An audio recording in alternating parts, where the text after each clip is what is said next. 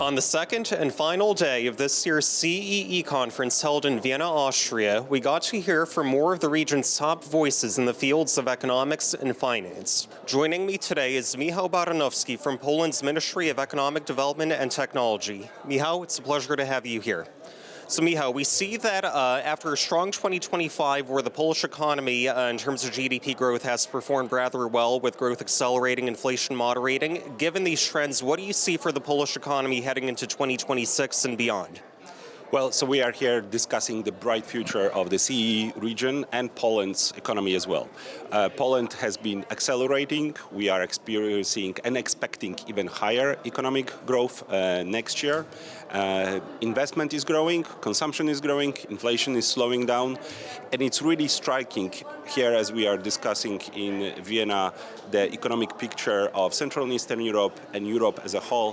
What a bright point or area Poland is on the European map. So given all the uncertainty we see in the world and particularly the geopolitical tensions in the region with the war in Ukraine, how would you assess the level of foreign interest and investment in Poland when it comes to multinational companies from abroad investing in Poland? Well, look, Poland is a growth leader in Europe. So we are seeing huge interest of investors of other countries as well. When companies want to get on the fast-moving train that Polish economy is. They want to jump on, they want to get the boost, and that's why we are also seeing the great growth on Polish stock exchange. The geopolitical uncertainties that you pointed out, especially when it comes to Russia's war in Ukraine, are not really impacting us economically. We are all not only crossing our fingers, but we are working hard to make sure that this war ends as soon as possible, but with a just and stable peace. And that will be a moment where Polish businesses, but also other players in the region will be able to take care of rebuilding Ukraine with the benefit also to Polish and European economies. How well would you say the Polish economy has adapted to global trade tensions, particularly since the tariffs launched by the Trump administration early last year? Well, so we have very much a front seat and a driving seat in this complicated picture, because the trade tensions, the initial trade spike with the Liberation Day happened during Polish presidency of the European Council. At the time, I was the deputy minister chairing the Council of Trade Ministers, so we had to work out what European response should be. When I look at statistics, when I look at indicators, I see that Poland is doing well. I mean, we have a sizable domestic market. We have a very large European single market of 450 million wealthy consumers, and that's in fact our superpower when it comes to competition with both United States and China. But we need to adapt. And one of the key elements of this adaptation is deepening the European market, removing any barriers inside the market, and we have a long way to go at the European level. But also, it's important to find new markets.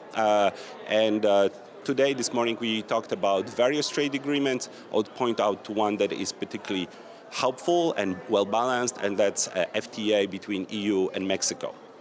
What do you think can be done to stimulate more homegrown capital investment in Poland? Because we see in a country like Poland, there's a major presence of multinational corporations, but at the same time, there aren't that many Polish companies that are expanding their operations abroad in terms of major players, like think maybe Fortune 500 or Forbes Global 2000 companies. So what do you think could be done to stimulate that kind of homegrown corporate growth and investment?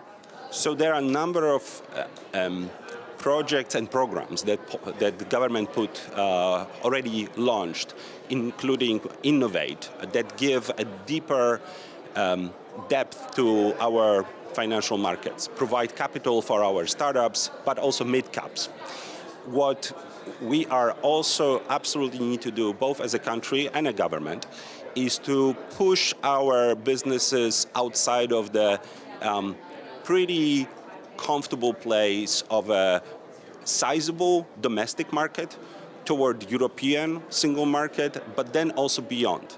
And that's frankly also something we talked about this morning, where Poland's work and participation in G20 will be focused on, to provide a boost to our exporters, to support them through diplomatic economic missions, but also tell the story of Polish success, of Polish growth to broader audience than Central and Eastern Europe or Europe, but really to the global audience.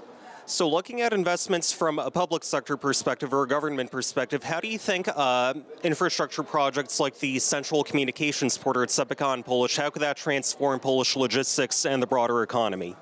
Well, so Poland is going to be both spending on infrastructure from public funds, but also private funds. We are very well located, but we need to improve the infrastructure even further. The logistical hub around Łódź will play its role. Let me connect it also to the possible situation of stable peace in Ukraine, because that's what we are aiming for.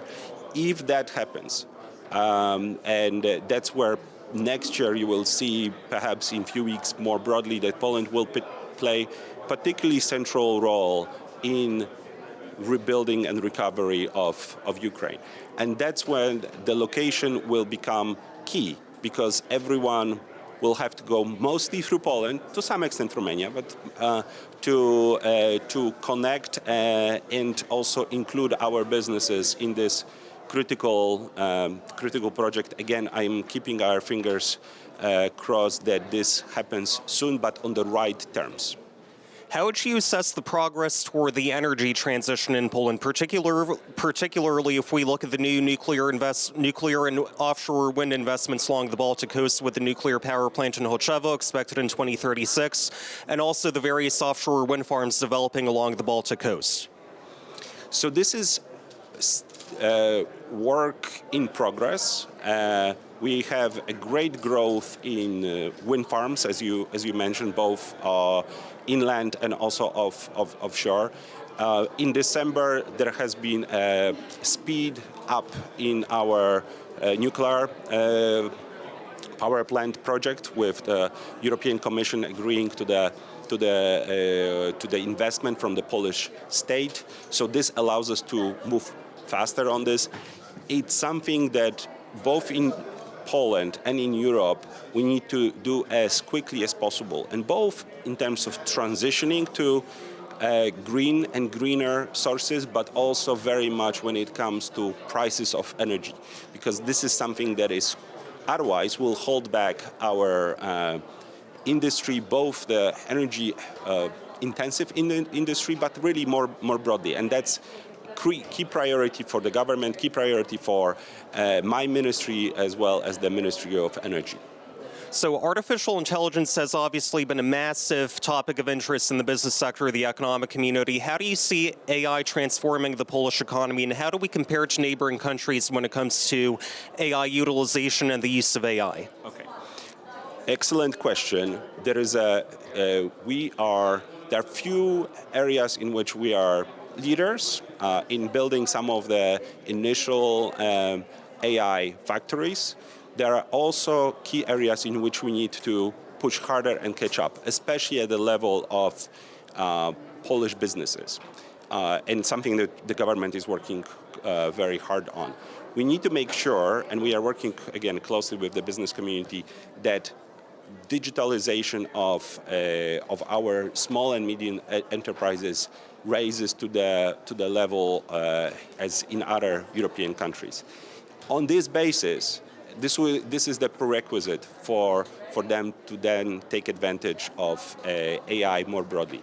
But at the same time, we also are now engaged in conversations with other European countries and the European Commission about building AI gigafactories, much larger operations that will provide more capabilities on Europe to make sure that we are not reliant on on other players like even our allies in the United States, competitors in China.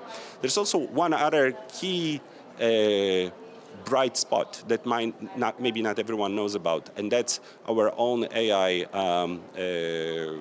language. It's Bielik, a project that I was able to visit the Silicon Valley about 6 weeks ago, and it was striking to see with how much both respect and admiration Bielik was met with. It's really very unique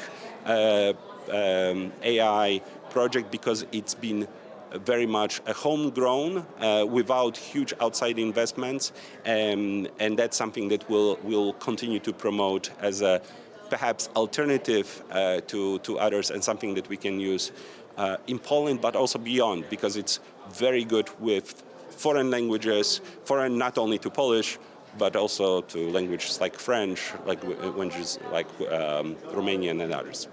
Thank you for that response. So the last question that I have is, and this is a bit of a breaking news story today, but the European Union and China have reached an agreement to make electric vehicle exports to Europe more competitive.